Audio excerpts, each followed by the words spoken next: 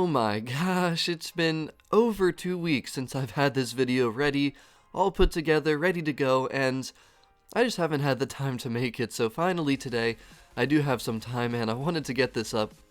I made part 1 for this Mustang Derelict in Need For Speed Payback, probably like, 3 weeks ago or something like that, and I really wanted to get this up so everyone else, in case they're having any trouble finding any of the Derelict parts, that they'd be able to find it. So today I'm showing you the final 4 parts, everything that you're going to need to know so that you can complete finding your Mustang Derelict in Payback. And this car I'm very excited to actually fully build, which I have not done yet, believe it or not. I went to the garage, I have it all set up, it's all ready to go, but I want to leave it up to you guys to let me know how I should build it. So we're going to talk about that once we get to the end of this video, and I'm probably going to talk through different parts of this and stop talking through different parts, just because this is a pretty long video and most of it I think you just need to be able to really see and kind of figure out where you need to go. So I try and guide you through how I drive to get to these different spots, and every spot that you find these little derelict pieces or parts, you have to jump to. So not only do you have to find the location, which once you get pretty close you're going to hear like a little beeping noise, which is a good indication. And you can also see it on the map. It'll have like a little blue kind of visual reference for you, so you can see kind of where it's located. It'll usually be up on top of some type of little cliff. And basically you just have to drive around, figure out where there's a jump so you can get up there. And this one was a little bit tricky only because I wanted to get this coin here, so I jumped a few times, finally got the coin, and then I had to go back up again to actually stay up there and collect the derelict part. So first thing I think that's kind of important to mention, you don't need a fast car for these.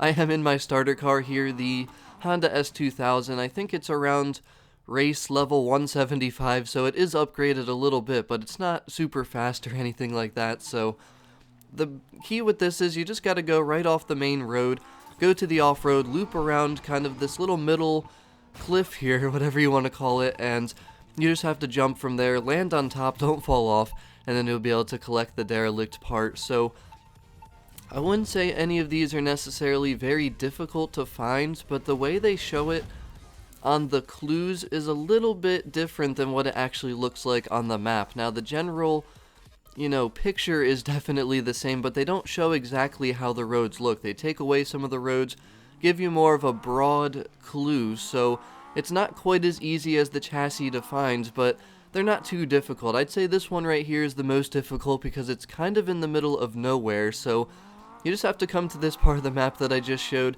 and basically just drive around the off-road. You want to get above the cliff here, which this was pretty cool here. I gotta say, once we get to the top, you'll see the view I had of Need For Speed Payback, just the map and everything. This game's graphics, I like it a lot, and this is just on Xbox One. I know it gets enhanced on Xbox One X. It's not 4K, but honestly, I do want to see what this game looks like on the Xbox One X, so I'm hoping to get one eventually. I am going to be waiting for a sale. Hopefully for Christmas we'll see some type of little sale for the Xbox One X. Will we actually for sure? I have no idea. That's not guaranteed. I'm not saying that's what's going to happen for sure.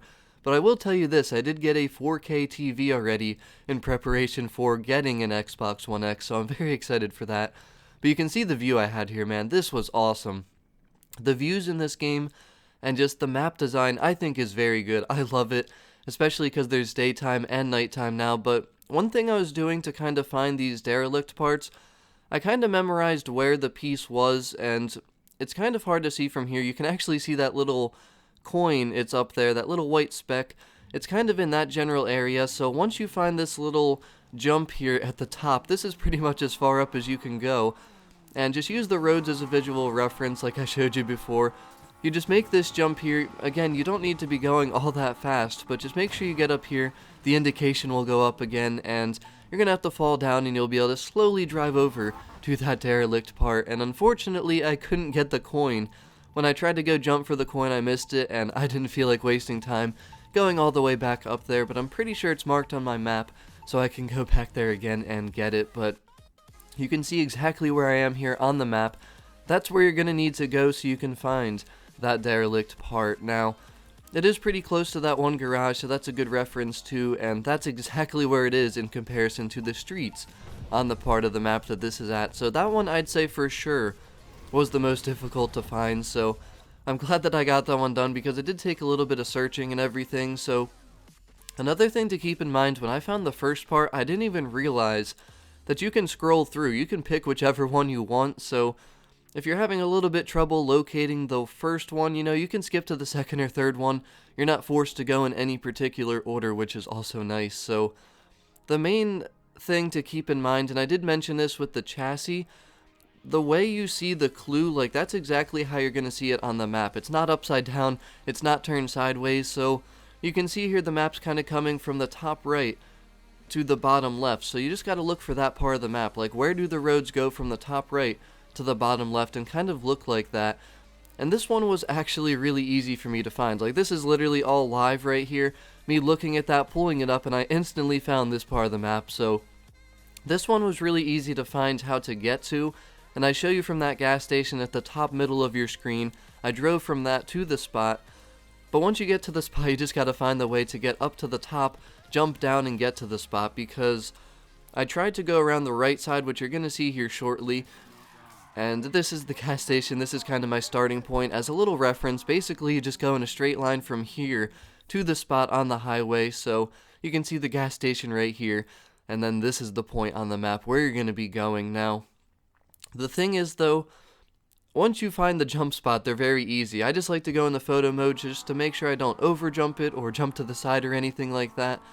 But you'll be able to see with this one very clearly that there's kind of like a little bonfire going on. It kind of marks the location of the derelict part, which I think that's pretty cool just because, again, another visual reference. They give you the little beeping noise, they give you the visual reference with the little blue marking as well, so I really like the way they set it up. It makes it so they make the clues not perfectly accurate with the map, but you just have to see kind of that general idea of what the map looks like, and then once you get there you have to figure out the jumps. So I really like the way they set it up in this game, and that's one thing, like I said about when I made my chassis video a couple weeks ago, the new features in this game and the way they took things further, just the day and nighttime, not just nighttime, the derelicts, just the way they fixed up the driving mechanics a little bit.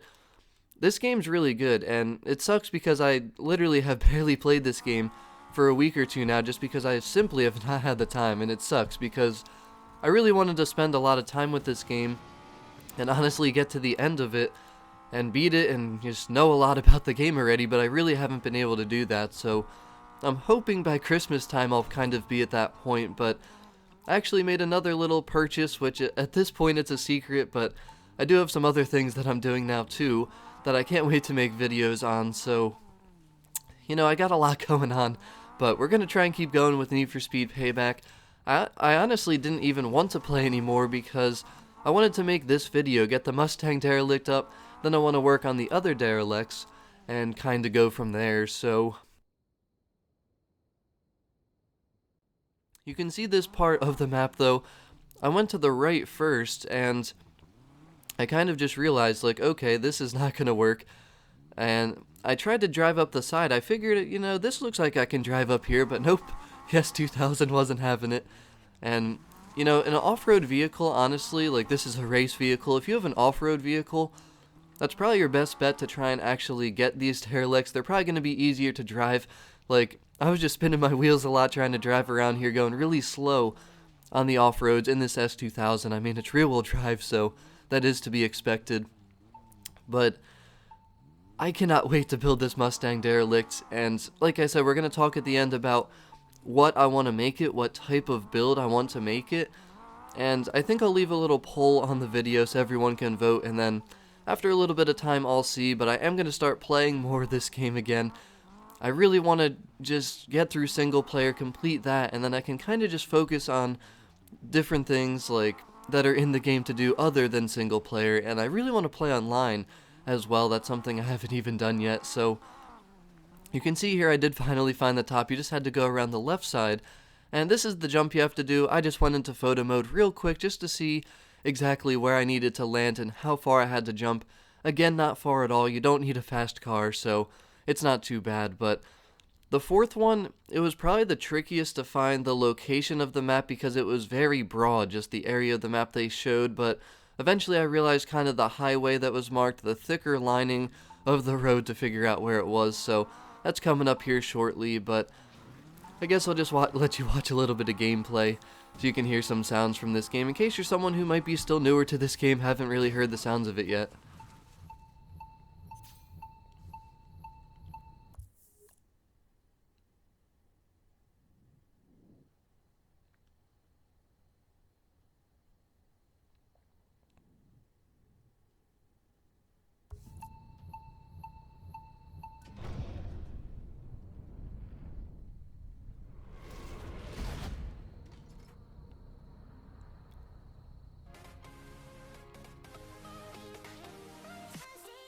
So there it is, we got that third one, and now we're at the final one, the fourth one. So, like I said, this one a little bit tricky just to kind of locate exactly where it is on the map, just because they took away a lot of streets there. They just made it like a broad rectangle across that big road, but it's right in the middle of the map, and it's very close once again to a gas station. So I show you from the gas station point on the map, and you basically just have to drive like mainly north, a little bit east, probably northeast I'd say is pretty accurate, and eventually you're going to find a little barn. There's a little jump that goes through the barn, and that's how you're going to get to the final location of the derelict part. So once you get all four, you just go back to the garage, and basically then you just figure out what you want to do, how you want to build it. Like I said, I have not done that yet. I'm very excited to do it though, so once I do get this video up, I'm going to make a poll, and I think the only thing that I don't want to build it as is an off-road vehicle, because the 1965 Mustang, I mean, let's be honest, it's not an off-road vehicle, shouldn't be an off-road vehicle, but drag build, definitely could see that. Drift build, I could definitely see that. Race build, I could absolutely see that as well. The only thing that's kind of a gray area, runner build, I could see it, but not really. I don't see that as much, so I'm thinking either race, drift, or possibly the drag build, which I haven't even done a drag race in this game yet, so I feel like it could be a good car for that as well. But I'm very excited, like I said. I can't wait to build this. It's been a couple weeks since I've actually been ready to do it. I just haven't had the time to play the game, haven't had the time to make this video even, which I'm very disappointed about, because this is a video I've been wanting to make. So I really hope that everyone found this video to be helpful or useful, though. If you have any questions at all, please just let me know. Also, if there's just any ways I could have, done this video better, maybe figured out a way to make it shorter, maybe just talked more about just exactly how I was driving to the locations, or shown the map a little bit more often, whatever the case might be, just give me some feedback, because I want these videos to be as helpful as possible. But we're coming up here on the final piece. I do drive to the gas station first, just so you can see, kind of that little path from the previous derelict part location, because it was actually pretty close together. That was the good thing. The final two that I did were close together, so the order I did them in was pretty good. But then it was just a little bit of driving off-road again, trying to figure out exactly where this derelict part was. But I gotta say, I'm not a huge drift person, but I actually like drifting here in Need for Speed Payback a lot more than I did in 2015. Now, it was fun in 2015, but this game, the mechanics, just when it comes to the handling and everything, it has a good feel. I love the way the drifting feels, and I also like the way just driving normally feels. But drifting in this game, it's something that I actually like to do. Like, I'll go out of my way to drift, which I really don't do too often in racing games, so that should tell you something right there about just the way this game feels to play. But the last derelict part, it's right out here. You just go to the left of the gas station to the off-roading, and eventually, I was kind of driving around in the wrong spots for a little bit, just because of how broad the map was that I got to see the clue and everything. So eventually I realized, okay, there's this little barn right here. You can see it right there in front of me, the little blue indicator. And I just had to find the jump, which you can see it is right here. There's kind of just a little perfect line right to it. So I just went back a little bit further, made sure I had enough speed, and you can see the barn right here. I also show you where I am on the map, so you can see exactly. It's kind of like at the little tippy part of the one street, but you can see what I mean. See how there's all those extra roads in between that general rectangle that's shown at the clue on the bottom right. So the best indication is those bigger, thicker lines, which are basically like highways or bigger roads that are on the map. So once I realized that, I found it, and there we went. We jumped right off, and we were like, here we go! And then there we are, finding that derelict part. So once you do find it, it basically tells you, alright, the set's complete. We found all 4 of the parts, plus the chassis, so we're good to go. And then it tells you to go back to the garage, so you can see exactly where we are on the map right there. And this was very satisfying, finally finding the 4th part, and realizing that I can actually build the 1965 Mustang. Now keep in mind, you don't have to build it right away if you go into your garage, because it'll kind of take you to it. It'll say, okay, what do you want to build it? But you can go back. You're not forced to do it right away, so don't think you are. If you kind of want to decide, see what kind of build you want to make it, find the other derelicts first, and then decide, you know, okay, I want to make this car this build, this car this build, and kind of figure out what you want to do. So don't feel like you're forced to build it right away and kind of, you know, not have a chance to figure out what you want to make other cars first, because I'd say the best thing to do is going to be to make each derelict a different kind of build. Don't make them all drag, all drift, make them all different. So as you're seeing now, just go to your garage and you can figure out exactly what you want to build it. So let me know, what do you want me to build my 1965 Mustang Derelict? Definitely let me know in the comment section. I'll try to leave a poll on this video as well, but I really hope that everyone found this video to be helpful or useful. Thanks for watching. Have a wonderful day.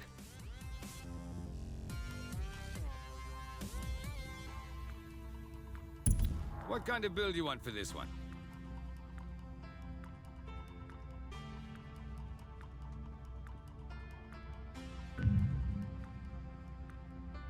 The race build? It'll give you plenty of speed and maneuverability for racing on tarmac. With a drift build, you'll have no trouble throwing the back wheels around corners. A drag build is all about raw power in a straight line. Forget cornering, this is all about the quarter mile. A runner build is ideal for urban environments. It'll give you maneuverability and a chassis that can take a punch. The off-road is a setup that'll give you the grip and shocks you need to survive bouncing around the scenery.